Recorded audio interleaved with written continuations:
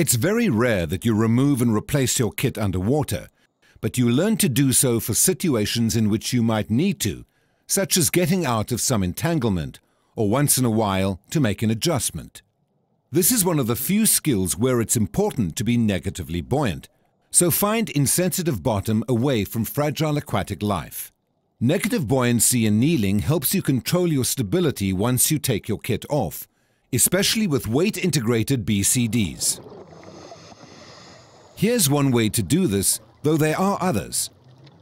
With a low to moderate amount of weight in a weight-integrated BCD, or without integrated weights, deflate your BCD completely.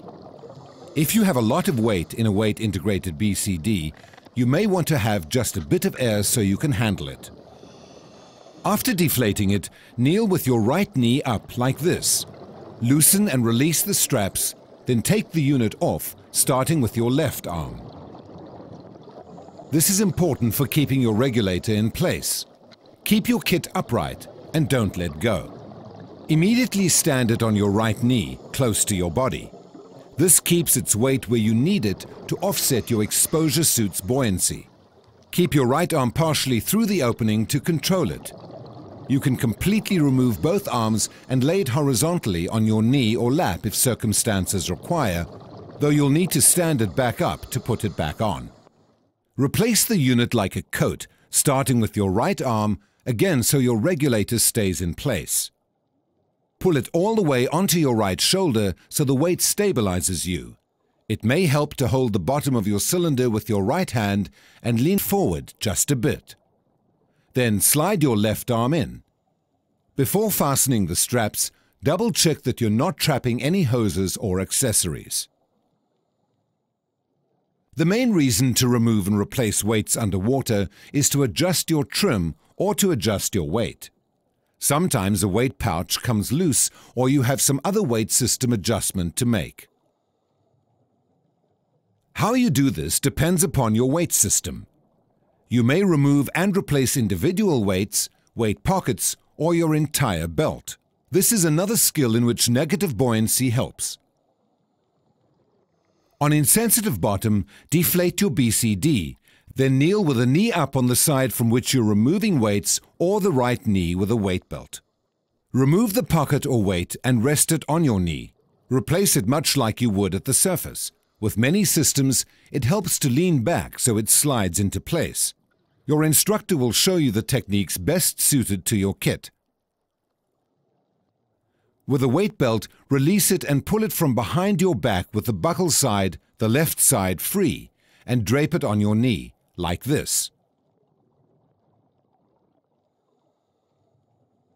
Replace it like this, much as you would at the surface. Remember to bend or lie forward, face downward after you have it in place, so it rests in the small of your back. This takes tension off the buckle so you can re-secure it easily. Check for trapped hoses before tightening it completely. Sometimes you have to descend or ascend without a reference that you can see or touch. Follow the same 5-point descent and ascent steps you've already learned, but watch your computer and control your speed with your BCD. To practice this in confined water, ignore any visual clues and reference your body and your computer. As you descend, equalize, maintain contact, and adjust your buoyancy. Don't rush. It's easier to control a slow descent than a rapid one. While ascending again, maintain body contact. Hold on to each other if necessary. Control your buoyancy in ascent rate. Again, slower is easier. Make a safety stop by hovering in midwater at 5 meters or 15 feet. To practice this in confined water, stop about halfway between the bottom and the surface. If you need to navigate while descending or ascending without a reference, one technique is for buddies to hang on to each other. One navigates while the other controls the descent or ascent depth and rate. You can practice this in confined water also. During the course, you'll make one or more mini dives. Mini dives are simulated dives in which you practice the steps of the actual dive much as you would in open water. Your instructor will have you and your buddies plan these much as you would an open water dive, including your time and air supply limits. You'll conduct pre-dive safety checks and use appropriate entries and exits for water too deep in which to stand. Each mini dive will have specific skills and objectives that your instructor will assign, plus you'll practice the skills you want to with your buddy, play around a bit, and generally enjoy being underwater.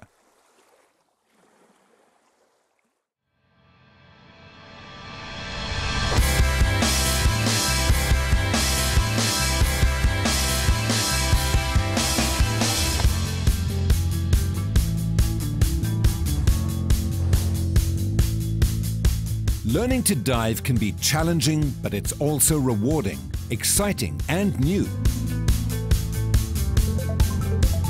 At this point, you've learned a lot about diving, and soon you'll be completing your open water dives.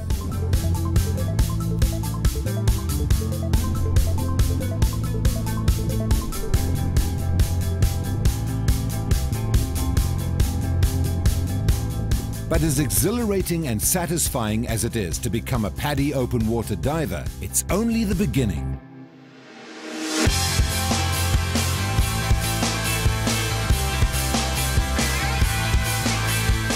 Dive conservatively, follow your training, and keep learning. And a lifetime of underwater adventure awaits you.